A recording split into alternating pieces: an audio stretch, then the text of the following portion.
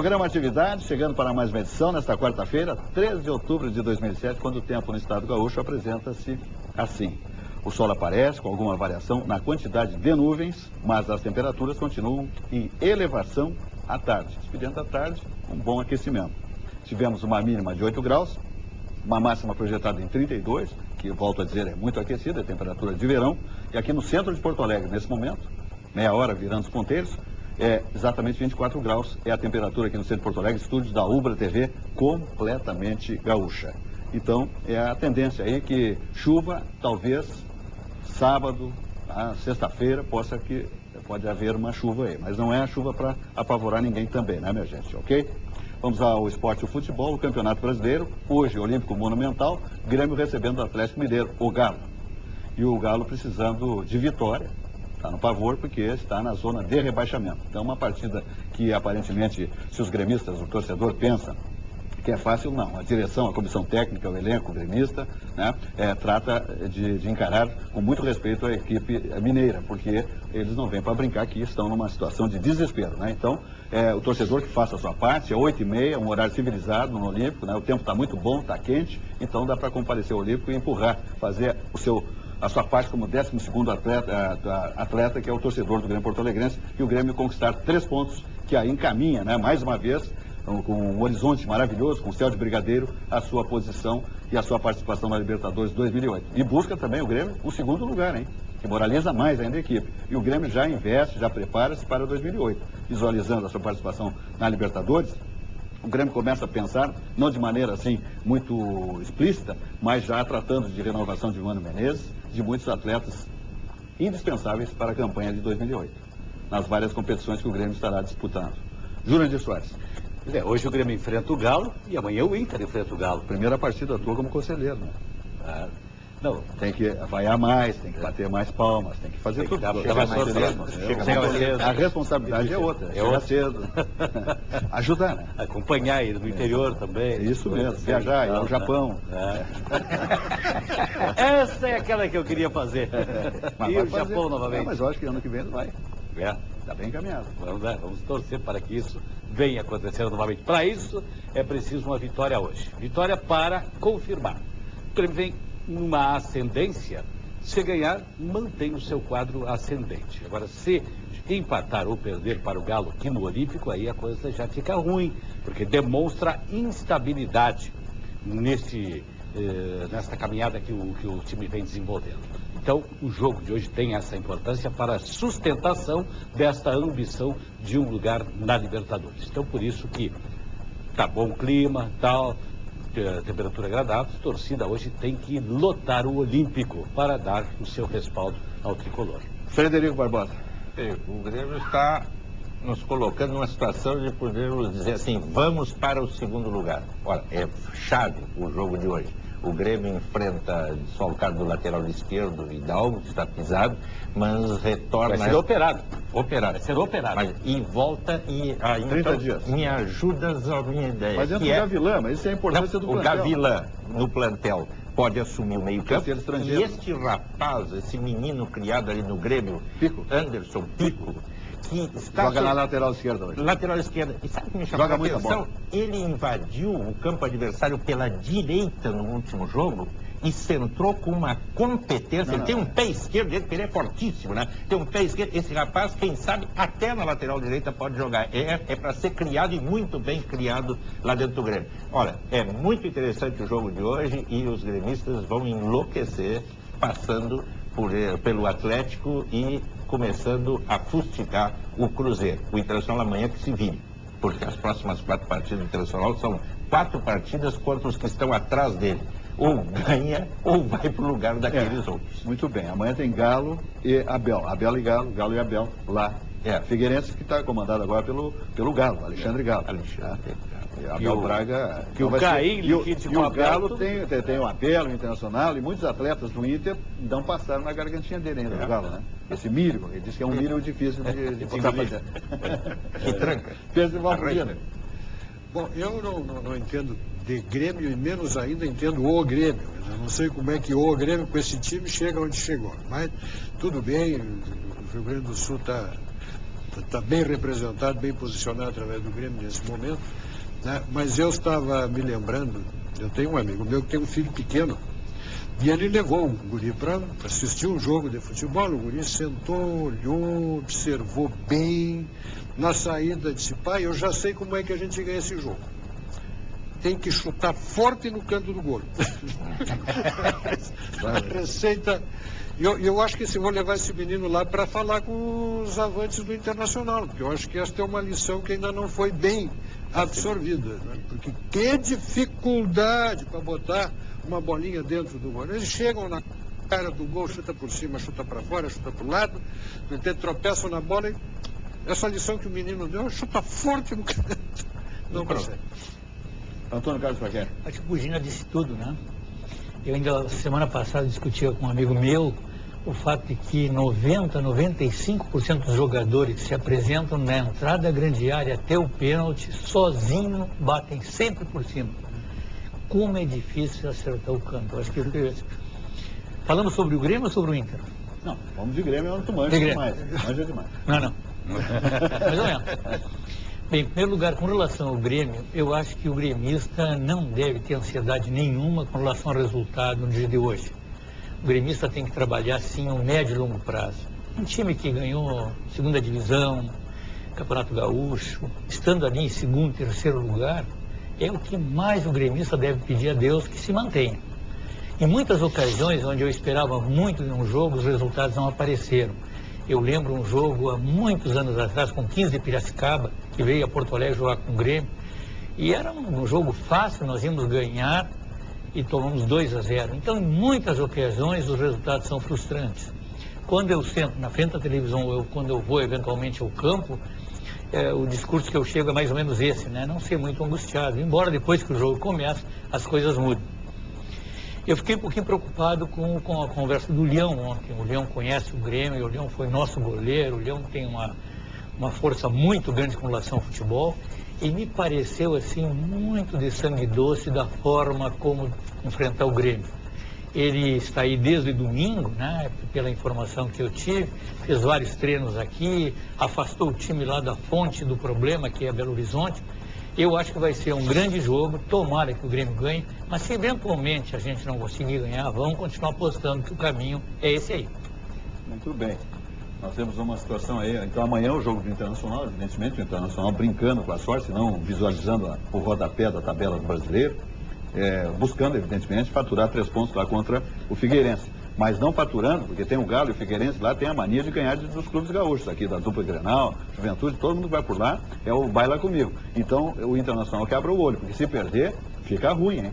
Fica muito ruim. Aí eu não sei o que o doutor Pífero vai dizer, hein? Bom, eu não quero nem estar perto. Bom, os colorados estão torcendo para o Grêmio hoje, né? Isso. Claro, segura o Galo lá embaixo, né? Já não é mais da metade do Rio Grande gremista, é todo o Rio Grande gremista. É coisa fantástica. Bom, a mim não me custa. Neonazismo infiltrado nas torcidas do Grêmio. Né? Não, isso aí é uma coisa... Isso é crime, são criminosos, está compreendendo? Travestidos de torcedores. Aliás, isso está cheio aí nas várias torcidas do Brasil. E aqui, no nosso Rio Grande, não poderia ficar alheio a esse tipo de delinquência, né? De horror, quer dizer, os caras batem nas pessoas, esfaqueiam, né, homossexuais, enfim, o cara que tem um comportamento um pouquinho diferente. Quer dizer, e o deles é igualzinho o quê? Exatamente, que é outro de débil mental, né? De débil mental. O que me diz? Tem que fazer uma faxina nessa. Eu acho que torcida organizada, com todo respeito a esses que são bons torcedores e que fazem jus a uma torcida organizada, mas lamentavelmente esses que são os bons torcedores, são os grandes gremistas, colorados, juventudinos, eles não sabem fazer uma limpeza, uma higiene nesses grupos, tira fora as laranjas podres, porque senão acaba com tudo. Eu saí serei partidário ao fim das torcidas organizadas, lamentavelmente, porque só dá confusão. O problema é que são esses desajustados que encontram justamente... Não é a primeira vez. Não, isso aqui é coisa antiga, né? Encontro no futebol, encontro na torcida, né? Que a torcida é aquela massa que assume uma conotação importante de força, de expressão dentro de um campo, até fora do campo de futebol, então, e de um modo geral irresponsável, que não se responsabiliza pelos seus atos, pode gritar, pode xingar, pode ofender quem quiser, que não tem pena nenhuma, né? Então, esses marginais, de modo geral, se infiltram dentro desses grupos passam a exercer sua influência e mesmo fora eles executam os atos de vandalismos inerentes às suas ideologias, às suas posturas políticas, ou seja o que for. Então, por isso que, como diz o Zé Silva, urge que esses dirigentes, esses que controlam as torcidas usadas, têm uma responsabilidade muito grande de acompanhar essa movimentação, denunciar e tirar esses maus elementos. E veja, Zé Silva, a gente tem que ter um carinho especial à família, que não tem nada a ver. A mãe de um deles estava desesperada, junto ao delegado Jardim, colaborando e mostrando todo o desejo que ela teve desde o início, quando ficou sabendo do envolvimento do filho. Todo o esforço que ela fez. Um drama enorme dentro da família. Olha, o que se vê, o delegado Jardim chegou à conclusão seguinte: não é só bater, é torturar. Eles derrubam as pessoas, vão batendo com aqueles cacetetes da brigada, consegue taco de beisebol. Essas são as armas. E depois mais umas 11 facadas com esse jovem levou, depois de todos os pontapés e tudo mais. Isso é uma loucura, tem que ser banido, tem que ser banido. Um clube de futebol, ele pode escolher o seu conselho e recheá-lo de figuras significativas da comunidade. Pode escolher os jogadores do seu clube, pode escolher a equipe que vai jogar, mas não pode escolher torcedor. E aí não pode escolher torcedor. Quer dizer, tanto que se for no presídio central, provavelmente, estatisticamente, metade é gremista e metade é colorado dentro do presídio central. Então, o clube não tem nenhuma responsabilidade em relação a isso, a menos, né, que estas pessoas integrem uma torcida organizada. A torcida organizada está vista, tem que ser monitorada. Principalmente quando fazem parte dessas torcidas pessoas que têm uma conduta típica. Porque tu olha para um sujeito desse, para um débil mental desse, tu está vendo o que ele é. Aquela cabeça raspada, todo tatuado, cheio de insígnias, com um comportamento que costumam ter. Bom, este aqui é o protótipo do sujeito que não pode entrar num estádio de futebol. Não é isso? Estou dizendo alguma coisa. Não pode entrar. Não pode entrar, não pode passar na portaria. É visivelmente um tipo perigoso. Não, outra coisa que eu não entendo, vai falar o Fraquer, eu não entendo também em relação ao comportamento. Por exemplo, o Grêmio agora se livrou de até 10 jogos poderia ter por causa do foguete. Por causa do foguete. Só que todo torcedor passa por uma revista no ingresso ao estádio. E como é que passam esses tipos de foguetes, né? Foguetes aí que punhal, esse saiu de lá, foi ao jogo e voltou e tinha um punhal. Quer dizer, como é que eles conseguem? Que mecanismo é esse que eles conseguem? Tá, é tipo poderia ter sido na rua. Todos os dias encontram-se 50, numa revista, 50 telefones celulares dentro dos presídios. Silva, eu acho que eu me preocupo assim com outro mecanismo, né? Vamos imaginar que o tema do neonazismo é um tema importante, mas vamos deixar de fora. Vamos imaginar que a questão de passar numa revista ou não é importante, mas vamos deixar de fora e vamos deixar um efeito líquido. O efeito dessa torcida do Grêmio sobre o time. Ontem eu assisti ao jogo do Barcelona contra o Stuttgart. Foi uma beleza, de uma plástica fantástica. Ronaldinho, Messi, Henry, fizeram jogadas assim como eu não imaginei que pudesse fazer no futebol. Mas a torcida, né? A torcida é uma vibração relativa. Quando eu vejo outras torcidas brasileiras, também eu vejo alguma vibração. Mas a do Grêmio, não sei se muita gente jovem, eu não imagino que pessoas da minha idade, né, 63 anos, nós dois, nossa faixa etária, que nós poderíamos fazer aquele movimento que a torcida faz, descendo rapidamente. Então, o efeito líquido que eu me refiro seria o efeito desta vibração dessa torcida jovem, que parece como se fosse um tambor. E aquele tambor bate, bate, bate, o time joga, e bate, bate, o time joga. Sim. Então, tirando fora todos esses desvios, esses problemas aí, sobra um impacto fantástico dessa torcida do Grêmio sobre o desempenho no Estádio Olímpico. Eu acho que precisaria medir melhor isso, essa vibração, essa coordenação, aquelas faixas, algo... Torcidômetro. Torcidômetro. É isso. Colocas bem, porque a torcida é espetacular, a torcida não pode ser desarticulada, o que precisa é tirar ali de dentro, né, aquelas maçãs podres que estão ali, né? Isso que é preciso ser feito, né?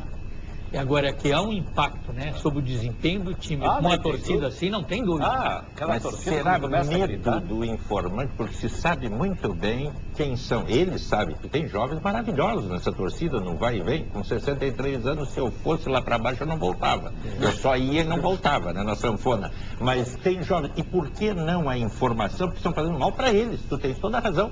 Eles estão ajudando meia dúzia de malucos, estão ajudando a que o povo se volte contra essa torcida. Porque não é possível continuar assim. Né? O chapéu é dos hooligans. Tu nunca vês, né, num jogo do Grêmio, o que tu vê nos outros times, o jogador, o capitão, o goleador vai pra frente da torcida e pede. O Grêmio não precisa disso. Né? Não, ela chama o jogador. Ela está sempre pronta, né? Não, é uma torcida vibrante, realmente é fantástico. É um tambor.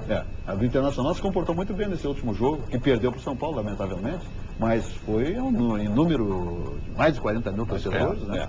E teve um comportamento. Agora, a do Grêmio ele ensaia muitas situações e que dá uma conotação colorida, uma roupagem completamente diferente, né? Só aquele movimento que eles fazem é uma coisa extraordinária, aquilo ali, porque aquilo ali é uma cadência, né? Não é assim, né? Para movimentar aquela massa humana, né? E só tu vê o Grêmio lá no segundo, terceiro, quarto lugar do Nacional, em 2 anos consecutivos, olha, meu amigo, não é para qualquer um. É tido como um elenco de segunda linha, né? Com raras exceções, dito por terceiros, né? O que não é verdade, né? O atleta mostra a competência dele na dedicação ao clube, né? Ao seu salário, né? Honrando os seus salários, e aí ele mostra a competência. Não adianta ser um medalhão e não jogar, como está lotado aí. E botar a bola por cima cada vez que chega perto do gol. Agora, falando em figuras, o Flecker citou, né? Ronaldinho, Messi e Thierry Henry. É covardia, né? Mais o Deco. Era por cima. Isso que o Ronaldinho estava sendo vaiado, foi jogar lá na Alemanha, né? Porque na Espanha não tem conseguido jogar. O Ronaldinho, o que é que ele precisa agora de incentivo para jogar, né? Ele já ganhou, que tem o jogador mais bem pago do mundo. Né? É que depois que tu ganhas um título como o Barcelona ganhou, a exigência é muito maior. Né? Não, e o Barcelona não tem o título mundial, né? Não tem o mundial. Ok, capa do Jornal do Comércio de hoje. Mundial poucos tem. Poucos tem. Capa do Jornal do Comércio de hoje, dia 13 de outubro, né? Quarta-feira. Título principal diz que Ieda quer urgência e diálogo para medidas. Ok? Sai no seu monitor. Mais uma vez, muito bem elaborada, colorida, né? A capa do Jornal do Comércio, o jornal de todos os negócios. Publicações legais todas passam por aqui. Você que é empresário, comerciante, profissional liberal, tem que ter a sua assinatura do Jornal do Comércio, ok? E então, o governador envia o plano à Assembleia até sexta-feira. Fiergs rejeita a proposta de elevação dos índices do ICMS. Feijó, que é o vice-presidente, critica o aumento dos impostos e questiona gastos, né? Viaduto Leonel Brizola, obra fica pronta em junho de 2008 e por aí vai, ok? STF decide hoje a fidelidade partidária. Isso é um negócio fantástico, mas depois não passa, mas eles acertam lá dentro e dá uma anistia para todo mundo. Fica tudo como estava. Que espetáculo, hein? Eu sei que é boa a força da caneta do parlamentar. O judiciário não bota a mão nessa turma, quer dizer, ele aplica uma determinação, e aí eles invertem. Aí tu vê o seguinte: primeiro, a incompetência do parlamento; 2, as deficiências do nosso modelo institucional, porque isso é uma evidência daquilo que se chama de judicialização da política. Ou seja, a questão que é política acaba indo para ser resolvida no Poder Judiciário. E há uma outra face dessa mesma moeda, que também é tão equivocada quanto essa, que é a politização do mundo jurídico, né, pelos processos de formação das cortes superiores. É outro grave problema institucional que tem que ser superado no Brasil. Ou seja, o Congresso Nacional quis estabelecer a cláusula de barreira, votou uma lei e caiu no Supremo. E agora uma questão como essa, quer dizer, um parlamentar perde ou não perde o mandato, vai ser resolvido pelo Supremo, porque há um vácuo legal. Um detalhe, resolvida há 48 horas do prazo. Nem isso, né? Nem isso, porque tem que ser amanhã, o prazo fatal. Com o Procurador-Geral da República pedindo, ele tirando o pé do acelerador. Porque, inclusive, com uma tese extremamente interessante, que a filiação partidária é o portal de entrada do político, mas não a necessidade de manutenção no partido. Essa é a tese do procurador, que estará sendo julgada hoje. Mas o ministro Marco Aurélio de Mello já antecipa, com artigos em todos os jornais do Brasil, falando, e é sintomático, o que poderá haver, me parece, Jurandir, é de que eles decidam hoje que é a partir de amanhã. Isto vai liberar uma série de pessoas, políticos que já cruzaram o portal dos partidos, inclusive se alerta, quem sabe já sabiam e tentaram sair antes. Seguramente, né? Sempre tem os bem informados, né? Ok, vamos adiante, um intervalo rápido aqui, depois nós vamos falar aqui desse tema importante, que é o pacote que está sendo enviado à Assembleia Legislativa pela governadora Ieda da Cruz. Leia-se aí também aumento de tributos, né? Carga tributária, ICMS. É uma encrenca, né? O vice-governador já disse que vai na contramão novamente de tudo que se referir a aumento de tributos, ou seja, de ICMS especialmente. Inclusive que a extinção de CCs, que tem muito, telefones celulares. Ontem falamos pessoalmente com ele, ontem à tarde, eu e o Frederico Barbosa, e ele está horrorizado. Ele acha que tem uma série de medidas ainda que devem ser tomadas para minimizar as despesas do Estado. Por exemplo, a Fundação de Economia e Estatística também acha que pode explodir, pode expulsar. Não, beleza. O que eu vou fazer? O Fraquelli depois vai se manifestar a respeito dessa ideia, dessa proposta, por exemplo, entre outras estatais, Corag, César, a Universidade, Proceres, quer que vá tudo, né? Eles têm muita coisa para enxugar, além de se pensar em aumento de tributos. Só que eu acho que a governadora Ieda da Cruz não tem saída. Ela depende disso, o Estado depende disso, senão o Estado vai encalhar. Aliás, está encalhado. Se desencalhar, se for. Agora, dizem que Paulo Tigre não está na contramão, né? Diz aqui a capa de um dos jornais da cidade, Correio do Povo, indústria não fará campanha contra o pacote do governo Ieda, mas Cairoli da Federação vai fazer, Paulo Tigre da Fieres vai fazer, e todas as entidades serão contra, evidentemente. Não adianta dizer que não. Não, tem que dizer que como é que vai se comportar a entidade, e através da fala dos seus líderes, seus presidentes, por favor, senão fica engraçadinho o negócio, ok?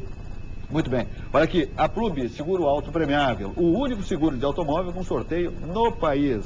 Coberturas básicas e opcionais.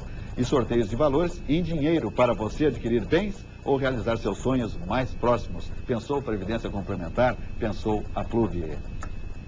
A Administração Solidária de Canoas dispõe de canal direto de comunicação com o usuário de serviço público. Através da Secretaria Municipal de Ouvidoria, a população pode encaminhar reclamações que serão direcionadas às respectivas secretarias. O atendimento ocorre de segunda a sexta-feira, do meio-dia às 15, meio-dia e 15 até às 6h15 da tarde. Meio-dia 15 até às 6h15. E esse atendimento se dá no Conjunto Comercial de Canoas, sala 224. O usuário pode também ligar gratuitamente para o telefone 0800 510 1234, das 8 da manhã até as 6h15 da tarde.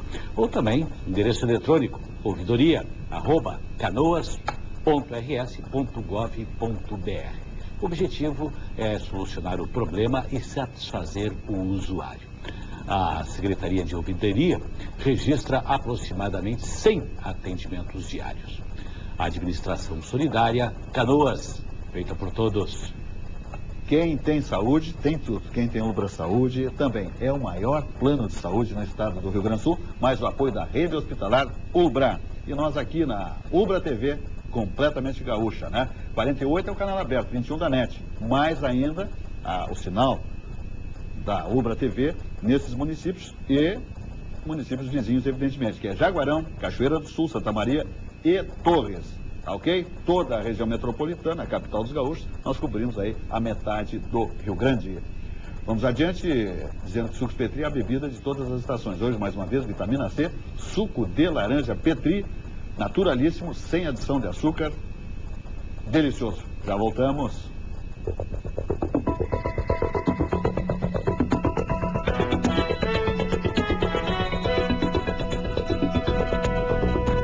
Eu vou te levar aonde tu quiseres, pra te divertir e pra namorar. Vou ser cuidadoso com o teu horário, pra te levar à escola ou para o trabalho. Todos os dias que precisar, tô aqui pra facilitar. Qualquer hora, em qualquer lugar, sou teu. Chegou o teu bilhete metropolitano. É fácil, é seguro, é teu. Quem acha que nada é insubstituível, não entende o papel de um pai ou uma mãe. Não sabe o que é um amigo verdadeiro. Pode até entender de quantidade, mas não de qualidade. A verdade é que tem coisas que não dá para substituir. Porque se as melhores coisas da sua vida fossem substituíveis, não seriam as melhores. Cimento Votoran, porque tem coisas que não dá para substituir.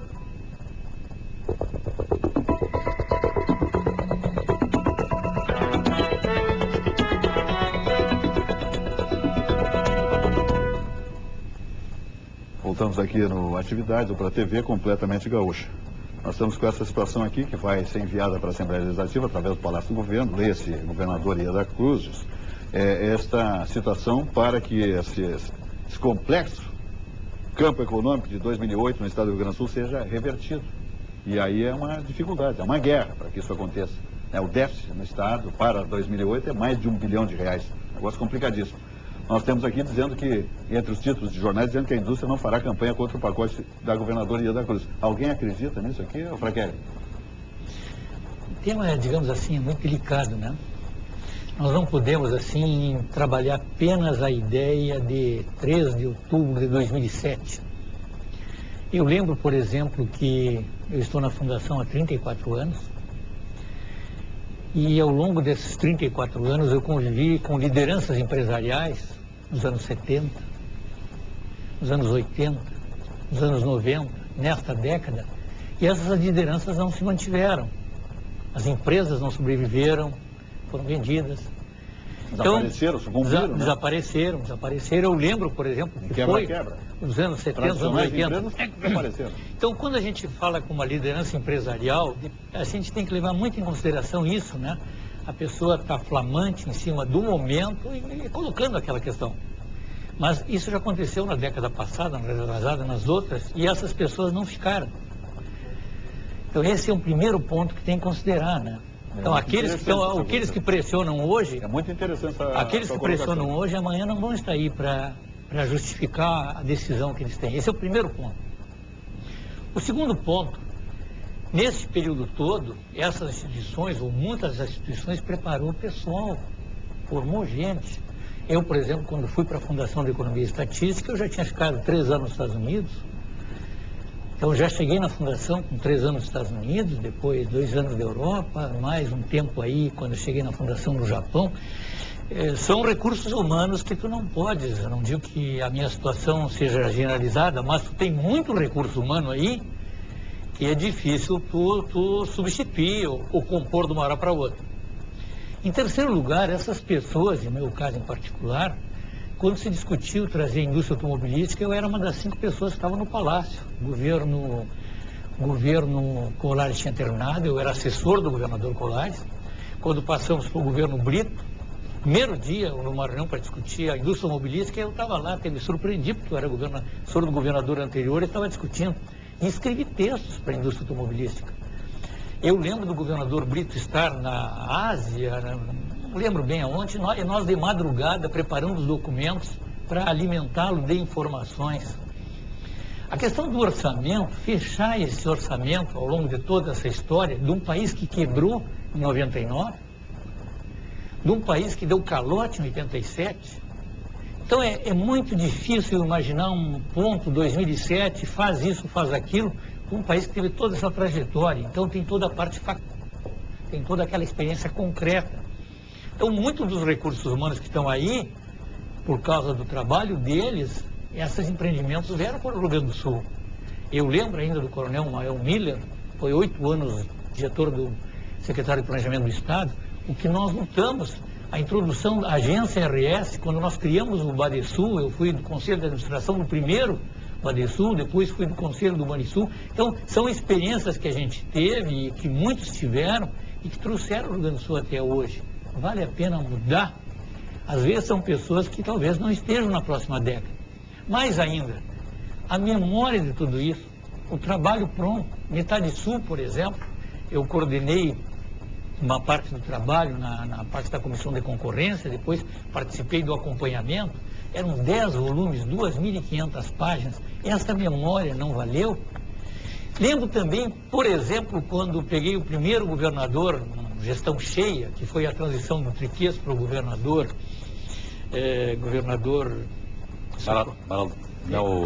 Guazelli. O governador Guazelli dizendo, mas idade de PIB não tem? Então a gente não tinha o dado do PIB, os Estados Unidos tinha desde a época da Guerra da Secessão. Então nós tivemos que começar a calcular isso tudo. Experiências com essas entidades que aí estão, nós lançando o termômetro de vendas da Federação lá em Santa Maria, nós preparando metodologia, calculando para todas as instituições. Então há, digamos assim, uma simbiose, há um intercâmbio, uma articulação, que fica difícil imaginar ao final, né? Ao final dos 34 anos, uma pessoa que põe uma posição, eu tenho que respeitar essa posição, mas assim, qual foi a contribuição que cada uma das pessoas deram? Então eu acho que exige muita prudência, muita flexibilidade. Caso contrário, a gente pode jogar fora uma experiência do qual o Rio Grande do Sul foi talvez um dos estados líderes em termos de país. E ali tem a memória do estado, né? Está falando da memória. Programas para o litoral norte, para comercialização, para metal mecânico, porque o polo metal mecânico que se preparou de estudos com o Banco Mundial, com saneamento, olha, é uma trajetória que não pode se colocar no segundo plano. Fragueiro, eu coloco assim, voltando ao pacote, ao aumento de carga tributária, que é impossível que isso não aconteça, e pode não acontecer, porque o investimento de 2007, para 2007, em infraestrutura é de 15 milhões. O que é 15 milhões? 15 milhões não existe. Um investimento em infraestrutura, isso é zero. Em 1980, nós, na Fundação de Economia, produzimos lá, nos anos 70, os 25 anos da economia gaúcha, depois dos anos 80, anos 90. E nos anos 80 nós produzimos um documento que é o Rio Grande do Sul dos anos 80. São 3 volumes. E eu escrevi sobre as finanças públicas do Rio Grande do Sul. Naquela ocasião eu escrevi alguma coisa que diz assim: imagine o nosso telespectador um relógio às 3 horas da tarde. Esse 3 horas da tarde, um ponteiro entre meio-dia e 3 horas, era mais ou menos o que repercutia a parte de recursos humanos em termos de finanças do Rio Grande do Sul. Em 89, quando eu cerrei o estudo, nós já estávamos com o relógio nas 5 da tarde. Então o fato que nós estamos discutindo hoje já é um fato muito conhecido, ele já vem ao longo do tempo, outros estados vivenciaram, então não existe assim uma solução mágica para o quadro. É uma questão de apresentar uma proposta que seja execuível e que haja parceiros que possam flexibilizar. Eu não posso imaginar uma posição onde não se discuta. Neste momento eu não ocupo nenhuma função em termos de governo do Estado, não estou em nenhum cargo, mas eu penso que as partes deveriam discutir. Afinal de contas, nós conseguimos fechar 2006 com um pacto pelo Rio Grande. Nós conseguimos fechar 2006 com uma agenda para esse século. E conseguimos fechar 2006 com um projeto 2015, onde o governo Rigoto deixou pronto um documento onde investir em infraestrutura. É quase impossível imaginar que um Estado que conseguiu chegar nesse ponto não consiga, a partir de agora, negociar uma alternativa. Ainda mais aquele que eu considero o Estado mais politizado do Brasil. Agora, Zé Silas, tem um fato novo nisso tudo aí. Sim. Um fato novo que é a questão do combate à sonegação. Porque nós vamos ter um combate à sonegação muito mais intenso agora. Porque o cidadão vai ter interesse em combater. Porque ele vai exigência da nota, né? Da nota, né? Ela vai colocar em prática o que o José Serra está fazendo em São Paulo, que é quando você compra qualquer coisa, você pede a nota fiscal e automaticamente 20% do valor do ICMS que você pagou, né, será creditado na sua conta. Pode ir para a sua conta corrente imediatamente ou ir para um fundo, por exemplo, para pagar o IPVA. Né? Eu quero que meu dinheiro seja depositado num fundo que vou pagar quando no final do ano. Sim, mas vai ter o retorno do valor do imposto? Tem o retorno. Tu comprou 100 reais. Tu comprou 100 reais. Então devolve o imposto? Devolve. Assim, ó. 20%. Tu comprou um produto. Quanto? Cima devolve quanto? Assim, ó. Tu comprou um produto que custou 100 reais. Digamos que ele tenha 25% de ICMS. São 25 reais de ICMS que estão sendo cobrados. Muito bem. Eles devolvem quanto? Devolve 20% daquilo. Ou seja, do valor? Do valor. Ah, do valor do imposto. ICMS. Do valor do imposto. Não, você não está tomando e devolvendo. 20% do valor do imposto, ou seja, 5 reais. Isso vai agir principalmente sobre os produtos, sobre os setores onde há mais sonegação. Exatamente. Para a formalidade de toda essa atividade. Né? Então, funciona isso? Funciona? Ajuda, claro que ajuda. Mas só que tem o seguinte... Não pode ter burocracia. É que tudo ajuda, mas a rigor só tem uma coisa que resolve. Eu tenho ouvido tanta bobagem como essa, que de certo modo motivou a primeira manifestação do Fraquério. Quer resolver o problema do Estado, fecha a Fundação de Economia e Estatística. O resumo do que tu disseste fosse muito muito correto, muito certo, muito lógico e racional no que disseste. O resumo disso é quem chegou ontem, quem é novato no processo, quem diz de si mesmo que não é político e não conhece estas coisas, não abre a boca para dizer bobagem. Mas agora tu imaginares que tu podes extinguir, tem que fechar a Fundação de Economia e Estatística do Estado, que com isto, ou coisas parecidas com essas, tu vais resolver um buraco de 1 bilhão e 200 milhões de reais nas contas do Estado. Agora tenha santa paciência, vice-governador.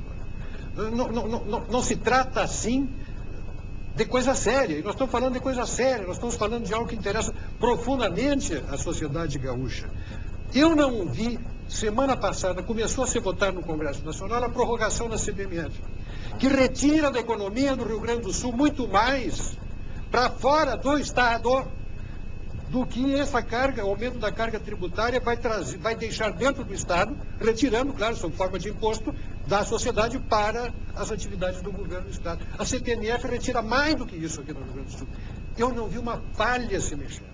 E se alguém mexeu uma palha, não deu visibilidade à palha que mexeu. Silêncio absoluto. Mas por que 2 pesos e 2 medidas? Por que o leão federal tem que ser tratado com carinho e filé mignon, né? E a míngua do Estado não consegue ser enxergada?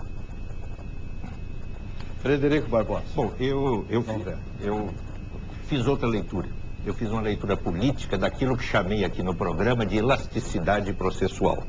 A governadora, inteligentemente, que tendo enviado, foi ela que enviou, o governador Rigoto mandou, levou uma rasteira no primeiro momento e agora envia um pacote que tem absoluta elasticidade. Eu não tenho nenhuma dúvida que tem elasticidade. Tem elasticidade, tem gordura e vai ser examinado politicamente dentro do plenário. Neste momento, e já que o José Silva citou, nós tivemos ontem um encontro casual, mas extremamente agradável, com o vice-governador, que se dispôs a conversar com o José Silva. Nós estávamos na rua, num encontro, e contar uma série de coisas, se colocando inteiramente à disposição do José Silva, né, que passa a ter o telefone celular do vice-governador para conversar com o vice-governador, o que não quer dizer, e já conversou de manhã, o que eu quero dizer é o seguinte, Fugina, ele também, Kelly, me parece que entrou na elasticidade processual. Ele também largou uma série de coisas para dar um empate no jogo. Né? O empate daquele grupo que ele defende. Por quê? Porque o presidente do PP, deputado Jerônimo Guerra, que deu uma entrevista ontem, disse que não vota o pacote. Claro e objetivo. O líder do PMDB deu uma entrevista onde Edson Brum e disse não vota no pacote. E o DEM está reunido com o vice-governador agora, nesse momento. Não participa da reunião com a governadora, porque até é uma questão política. Ele faz parte, o vice-governador é seu líder, ele vai ouvir o que o vice-governador. Uma coisa interessante, é pouca coisa. A governadora sentou com o vice, ele vai assumir a cadeira dela, já há contatos, ele já sabe e começa, eu aposto na elasticidade. Na inteligência do plenário, na inteligência da governadora, do seu secretário da Fazenda, que hoje está abraçando a causa junto com o secretário Zac, e naquele vai e vem, no fole do plenário, que saia coisas boas para recuperarmos o Rio Grande. Frederico, eu admito perfeitamente bem que alguém possa ser contra o pacote. Não tenho a menor dúvida. Aliás, a rigor, a favor ninguém é. A favor ninguém é. Olha, só alguns itens. A favor ninguém é. Agora, que não se diga sou contra, sem apresentar uma alternativa viável. Porque um deputado estadual, até eu te diria assim, que o presidente da federação, que é o meu amigo Cairoli, diga, olha, sou contra. Sou contra? Tá bem, é contra. É um cidadão que é contra. Representante de uma entidade que é contra. Agora, um parlamentar. Este tem responsabilidade do Estado. Ele não pode dizer, olha, eu sou contra e que se danem. Mas como? Mas escuta aqui, você tem um mandato, não é para dizer que sou contra e que se dane. Se é contra, apresenta qual é a alternativa, porque está dentro da Assembleia Legislativa um projeto de uma proposta de lei orçamentária, de lei de meio, onde tem um buraco de 1 bilhão e 200, como é que faz? E o governo federal deve 2 bilhões. Que se danem, que se danem. 2 bilhões de aí eu ouço o PT, não paga. Aí eu ouço o Partido dos Trabalhadores dizendo, nós não votamos aumento de imposto, apresentaram 3 projetos. E apresentaram 3 projetos, não agora, no meio desta crise, apresentaram 3 projetos há 12 anos atrás. Como é que agora dizem, não, nós somos contra o aumento de imposto, se o governo federal não para de aumentar imposto? Agora, ele apresentou algumas ideias, inclusive a do Franca tem toda a razão, eu diria frente a frente com ele que... Agora, a soma pode chegar a uma conclusão. porque não vai ter o projeto inteiro, não vai ter. O Rio Grande é que vai ser sacrificado, porque o plenário não vai votar, pelo que eu vejo, esse processo. Um ponto que nós não tratamos, eu acho que vale a pena também passar ao nosso telespectador. Eu acho que eu me considero assim um pouco privilegiado como observador nos pontos onde eu estive ao longo de toda a minha vida como técnico. Durante todos esses 34 anos, até o final do governo passado, a preocupação nossa dentro da área de finanças públicas era a preocupação com a economia do Rio Grande do Sul.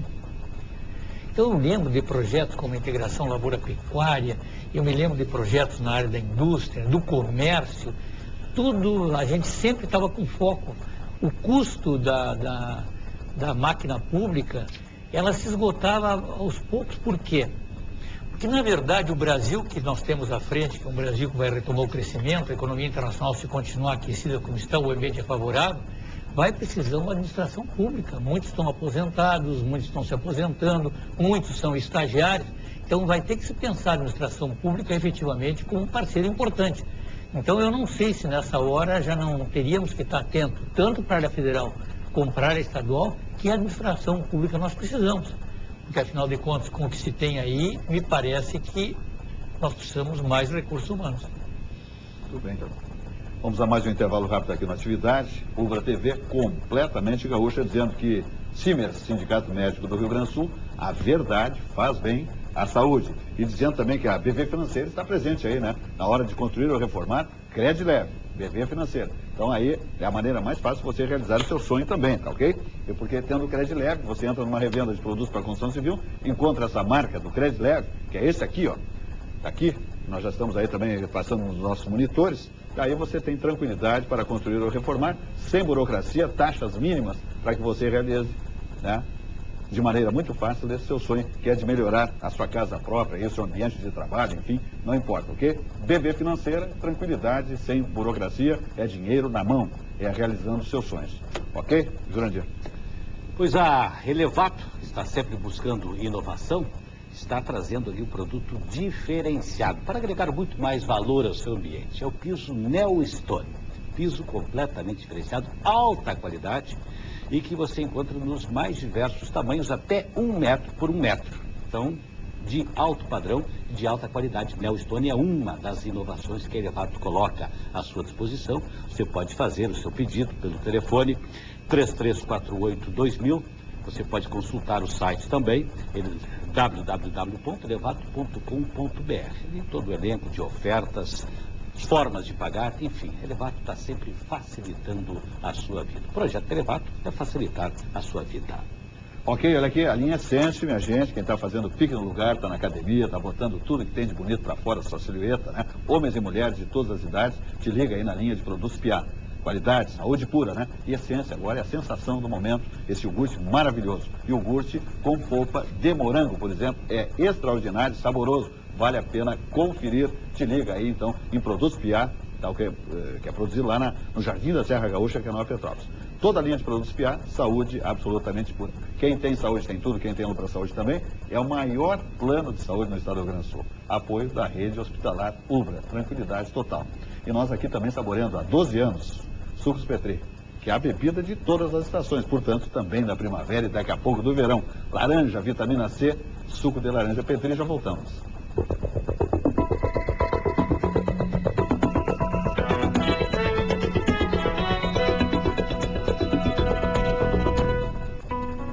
Quem acha que nada é insubstituível, não entende o papel de um pai ou uma mãe. Não sabe o que é um amigo verdadeiro. Pode até entender de quantidade, mas não de qualidade.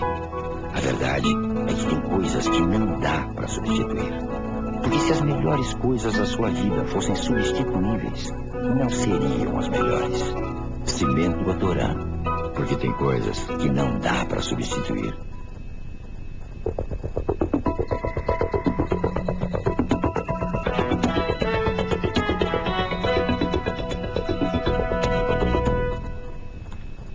Ok, voltamos aqui. Programa Atividade, Ubra TV completamente gaúcha, né? 48 é o canal aberto, é canal para todos, 21 da NET. Toda a região metropolitana contemplada aqui com as imagens, com a grande programação. O Estado, né? A metade do Estado, com a bela programação da Ubra TV, com as cores firmes da Ubra TV completamente gaúcha, ok? Vamos adiante dizendo que a Casa Arte, né, para você enriquecer os seus ambientes aí que já estão bonitaços, né, com grandes cortinados, né, móveis, né, tudo bonitinho, muita pintura bonita, mas está faltando o grande fechamento, depois do mobiliário também maravilhoso, que é os adornos, né?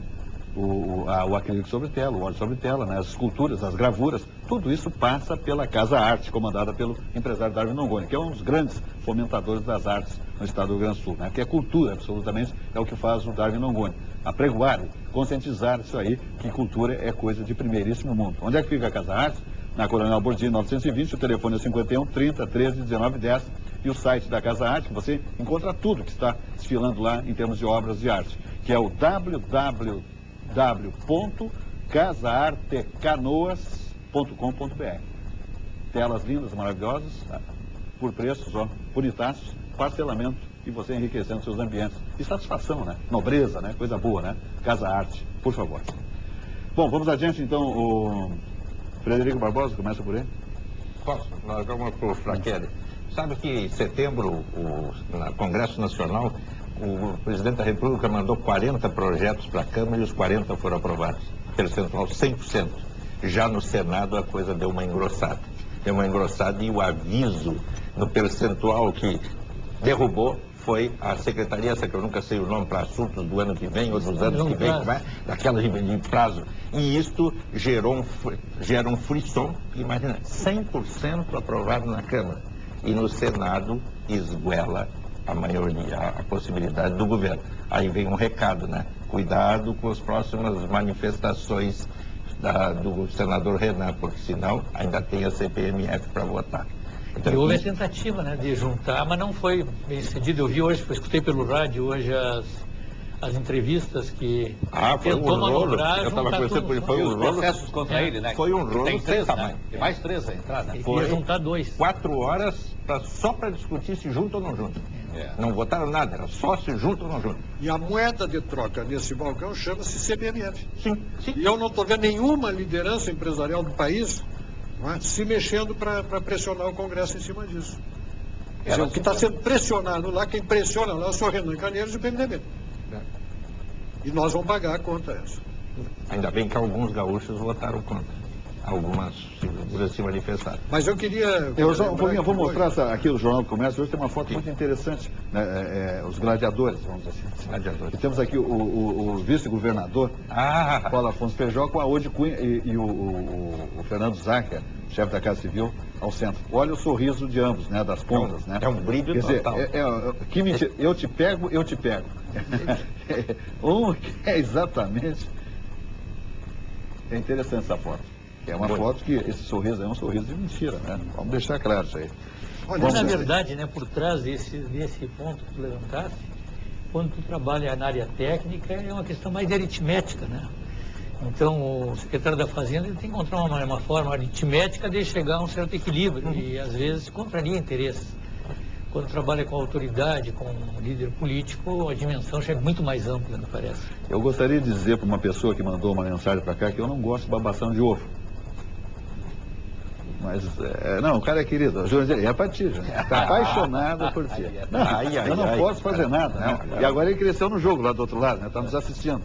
Joaquim José Xavier. Manda a todos, ao Pugina, ao Fragueiro, dizendo que o programa está ótimo, com um nível espetacular, temas extremamente importantes, e mandando um abraço especial ao Jurandir, né, pela eleição lá no Conselho Deliberativo do Grande Porto Alegre. Agora muito obrigado, meu querido. Eu sei que tu foste uma figura também importante nessa trajetória.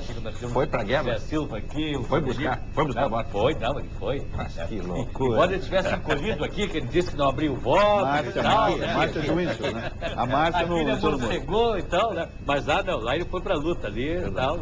Mas ele é de pé. Na hora que ele ele vai embora. Aperta que ele... No campo eleitoral... Para por aí. Ele vai começar aqui. Um abraço no coração para o Xaxá Xavier, ok? Muito bem, nós estamos... Eu ia lembrar que hoje, 3 de outubro, nós estamos comemorando 17 anos da reunificação da Alemanha, que foi um dos momentos mais marcantes, eu acho, da história do século passado. Um ano antes, né, houve a queda do muro de Berlim e desabou aquela farsa mentirosa, e suja que era o regime instalado no leste europeu. Desabou aquilo como um castelo de cartas que cai de podre e de sujo. E a comunidade mais sofrida com isso, que era a comunidade da Alemanha Oriental, porque viu seus irmãos do outro lado do muro, vivendo num ambiente de liberdade, de prosperidade econômica e social, e eles lá naquela miséria desgraçada, se jogando, muitas vezes ao sacrifício das vidas para tentar atravessar aquele campo minado ali por baixo e por cima, no dia 9 de novembro de 1919, dançaram em cima do muro. E um ano depois a Alemanha reunificou. A Alemanha Ocidental, neste processo de reunificação, gastou 1,5 trilhão de dólares. 1,5 trilhão de dólares para recuperar a infraestrutura e tal, e homogeneizar as condições sociais. Eu acho que o povo alemão merece um abraço muito pelo exemplo que deram de solidariedade interna, primeiro de reconstrução que fizeram. A gente saiu arrasado da guerra, 30 anos depois era novamente uma potência mundial, né? E depois com o que fizeram do outro lado, que ficou cristalizado na década de 50 e eles incorporaram no processo de reunificação. Sabe, Pugina, que justamente na minha atividade jornalística, uma das ações assim que mais me satisfizeram, que mais me realizaram profissionalmente, foi justamente ter ido na Alemanha, logo em seguida à queda do muro, e ter acompanhado o processo de reunificação. Inclusive fiz a cobertura da primeira eleição da Alemanha reunificada. Então ali, a oportunidade de a gente estar, por exemplo, na Alemanha Ocidental e ir à Alemanha Oriental, que naquele período ainda estava nas suas cinzas, a diferença é uma coisa assim impressionante, mas impressionante. Quanto tu estava numa cidade ajardinada, bonita, né, com desenvolvimento, com estradas boas e tudo funcionando, o controle ambiental do meio ambiente, tudo funcionando, tu ia para o outro lado, era aquela coisa cinzenta, suja, fábricas poluidoras. Mas a queda do muro trouxe sérios problemas para a comunidade, especialmente do lado positivo, né? Sim, mas eles pagaram a conta, mas se eu digo o valor da solidariedade, eles sabiam que esse 1,5 trilhão de dólares saiu do Lanegar. Eles praticamente compraram os irmãos dele de volta. Hoje continuam pagando do lado de cá, que botou esse 1 trilhão de dólares ainda está pagando. Já começou na largada. De empregos, salários também achatados. Eu tenho informações o per capita da Alemanha. Na largada eles pegaram a moeda da Alemanha Oriental, que não valia nada, e deram o marco alemão em troca. 5 por 1. Pessoal rasgar o dinheiro fora, E aquele marco deles não valia nada, pegaram o marco da Alemanha Ocidental e deram. Trocaram como se fosse 1 por 1, enquanto valia 5 por 1. Né? E com aquilo ali, já começou ali, né? Dando mais poder aquisitivo. Estima que custou em torno de 100 mil dólares. Esse foi o legítimo, não é dano que você recebe, isso é dano que você tem prejuízo. Cada alemão oriental incorporado na Nova Alemanha. 100 mil dólares per capita. Fraqueza, né? Bem, nem tudo são rosas, né, na experiência da Alemanha. Efetivamente, a presença do presidente Bush pai na ocasião para negociar Gorbachev com Kohl, para permitir que a Alemanha Oriental fosse para a OTAN, foi uma questão chave nesse momento. A lamentar que depois disso, o Kohl, que era o herói da ocasião, se viu envolvido em problemas de corrupção. E é interessante que a televisão alemã, durante muito tempo, não apresentava matéria sobre o Kohl. Há um ano atrás, eu consegui gravar uma entrevista dele, um programa de meia hora do Deutsche Welle em espanhol, onde ele, passado todos os problemas que enfrentou, ele se mostrando ainda com otimismo. Mas há 2 dias atrás, a televisão alemã mostrou um programa sobre o assassinato do ministro do interior do Kohl e as questões da corrupção. Então, há todo esse problema, digamos assim, essas virtudes, né? Mas também a questão da corrupção na transição, ela vem junto. E isso é um ponto a lamentar. Também é a lamentar que passaram 17 anos e ainda até hoje a Alemanha Oriental não consegue chegar lá, né? Ela tem muita dificuldade o distanciamento é tão grande que ela não consegue chegar lá. Embora neste momento, a Angela Merkel, que era a menina dos olhos do Helmut Kohl, ela tem origem, é uma professora de física que tem origem na Alemanha Oriental. Então, a Alemanha Oriental chegou na figura do primeiro-ministro mas a população ainda está pagando o ônus de tantos anos de fechamento político. Olha, eu andei de carro na Alemanha Oriental. 3 minutos de programa. Há 2 anos atrás, andei de carro, visitei várias cidades da Alemanha Oriental e quero dizer o seguinte, morro de inveja. Você entra e sai e não vê miséria. É uma coisa diferenciada. Só contar bem ligeirinho uma historinha aqui, aproveitando a questão da Alemanha, da sua reunificação. Quando estava ali, né, o Berlim todo ainda inteiro, né, um alemão tinha ido na biblioteca e pegou um livro, né, tirou o livro da biblioteca e levou para casa. Naquela noite fizeram o muro, né? Ele não pôde mais devolver o livro, ficou com o livro em casa. Aí, quando derrubaram o muro, como bom alemão, a primeira coisa que ele fez foi pegar o livro e chegar lá na biblioteca, vim devolver o livro que eu levei em 1961. Agora, se conseguiram derrubar o muro, o cimento não era muito bem. E aí, só um pouquinho, deixa só para terminar. Aí o bibliotecário, como bom alemão, disse, muito obrigado, mas porém são 28 anos, 5 meses e 6 dias de multa por ter ligado. Tá boa essa. E o cara estava vivinho e pronto para cobrar a multa. Isso é bárbaro. 2 minutos aqui. Eu não sei se eu vou entrar numa particularidade aqui do Festival Pugina. O Festival Pugina, que anualmente faz uma viagem para a Europa. É um homem inteligente, faz isso, né? Esteve na Itália, por exemplo. Só para ver que é um país altamente evoluído, evidentemente, é primeiro mundo, uma moeda forte, o euro. Ele levou lá 4 multas, não sabe por quê, né? No detalhe, mas ele recebeu as multas. Mais ou menos sei. Mais ou menos sabe. Multas de trânsito.